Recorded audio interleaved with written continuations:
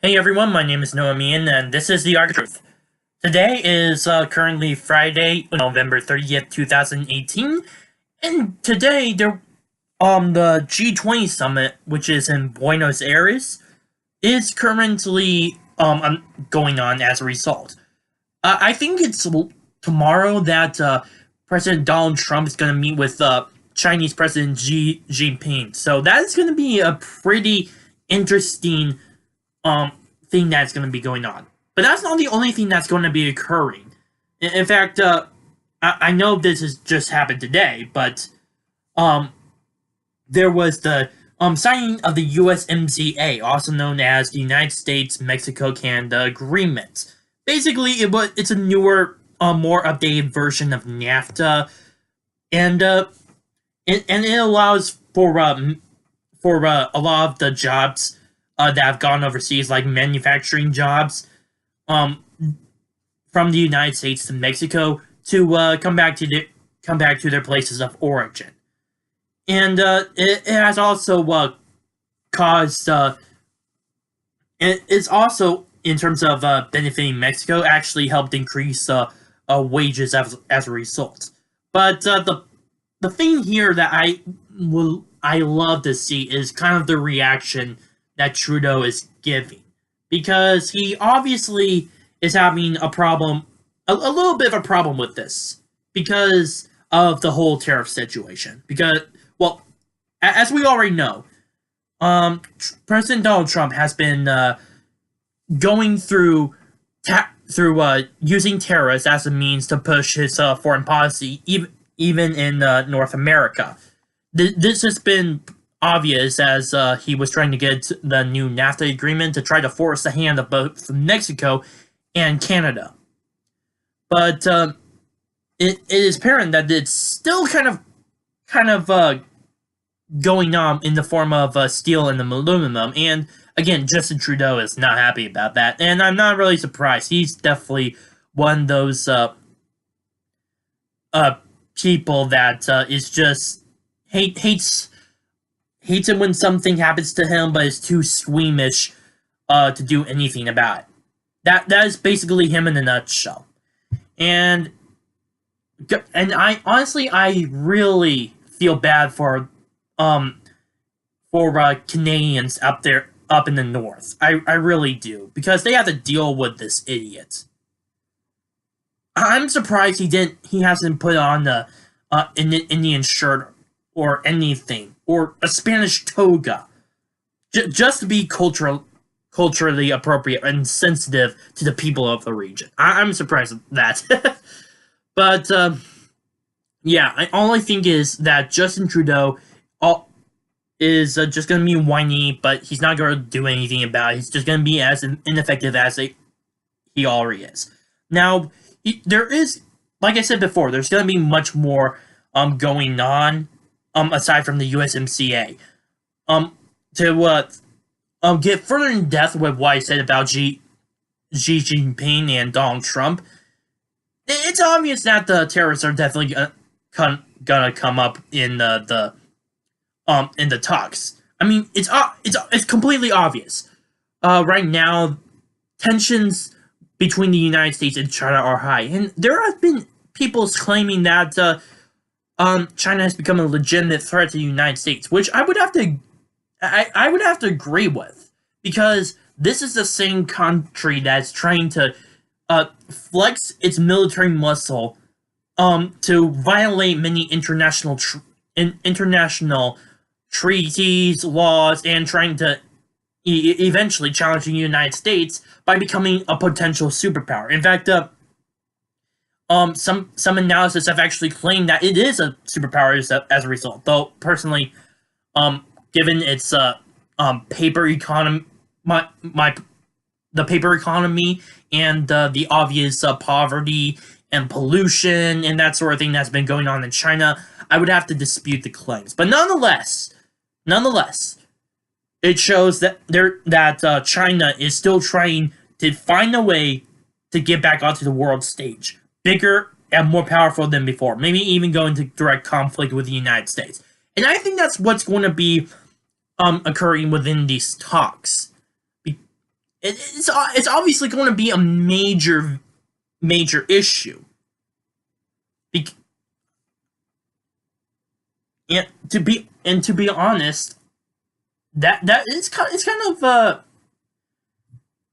it's kind of unpredictable, I would have to say, because there's just so many subjects at work when it comes to this when it comes to these talks. You have the North Korean issue, which to be frank, it's not going to be much in the forefront of the talks as it used to be, considering the progress that has been made, the Taiwanese Strait, and the current militarization of the South China Sea. That, I think, is those two things. However, I think are going to be the main topic, aside from the trades and tariff, of course. But yeah, it's definitely going to be um um a political battle between these two presidents. They're going to try to one up each other with any political tool whatsoever, whether it be Donald Trump increasing tariffs, or Xi Jinping. I can't say Chinese names really well. Trying to flex China's military muscle even further. But we'll have to wait and see. There's gonna be another thing as well.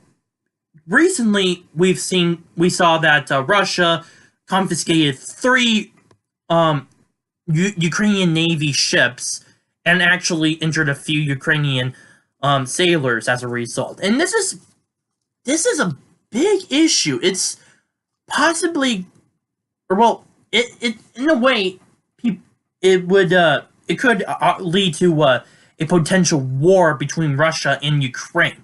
And this has been a very hot topic since 2014, after the Euromaidan revolution that ousted Yanukovych and replaced it, and was eventually replaced by Petro Poroshenko.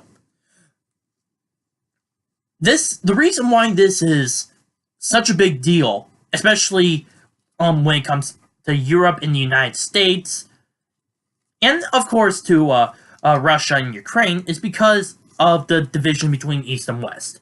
Currently, Ukraine is in the middle of a proxy war. Russian forces have already have invaded Crimea, and have been actively supplying rebel troops in the areas around Donbass. The Ukrainian government, on the other hand, has been supported by Europe, the United States, NATO, those sort of organizations. So it's obviously an ideological as well as regional issue. Because right now it's definitely bringing in the old players of the Cold War.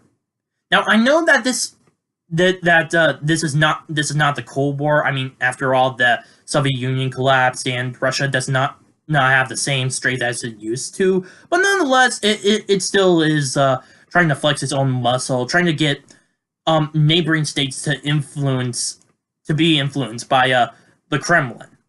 I mean, this is kind of obvious in the forms of Belarus, Kazakhstan, and even to an extent trying to force its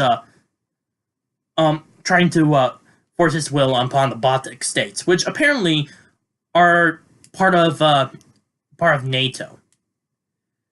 So yeah, this is definitely going to be a very big topic. And in fact, Donald Trump was actually supposed to meet with Vladimir Putin, but canceled it earlier because of this sort of issue.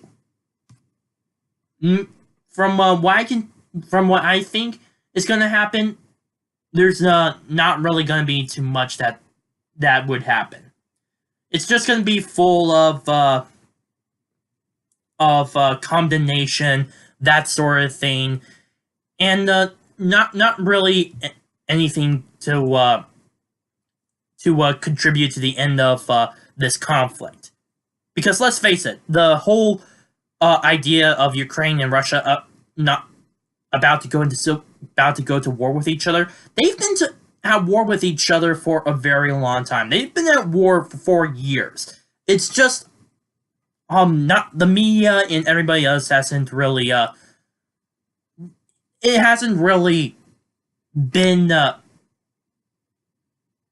acknowledged as of yet. Not by Ukraine, not by Russia, not by the EU, because of, well, they're still claiming that it's Russian insurgents, except for the situation of Crimea, which they took a vote, which a lot of the international community opposed and called it rigged. So yeah, that is definitely going to be a major highlight, considering that Russia is part of the G20. This is, again, it's already big news, and it's definitely gotten the attention of the United States. So I expect this to be talked about, but I don't think that anything is going to get done. I honestly don't. I would be surprised if there would be a different issue, like a sort of action that's definitely shocking, like putting a very heavy sanction on the Russian Federation, or simply acknowledging not only the Ukrainian government, but willing to accept it joining NATO. That alone, in and of itself, would be a major shock to the entire community. But I don't expect anything to happen as a result, because of the delicate situation that currently Europe is in. I mean, after all, Russia prior to this entire conflict was really opposed to the Baltic states of Latvia, Estonia, and Lithuania, all three of which were former Russian satellites under the Soviet Union, to join NATO back in 2004. And yet that still happened. It's just now it's gone very worse armed conflict since Ukraine has been moving more and more westward instead of under Russia's influence. So again, maybe this could potentially lead to some sort of action, but it's most likely not going to. But then again, it'll be interesting to see, as a Red Pill Shark said on his video about the same G20 summit yesterday. This is the Super Bowl of global politics. My name is Noah Meehan on the Arc of Truth. Please post your comments down below, like this video, subscribe, and share it with your friends. Bye.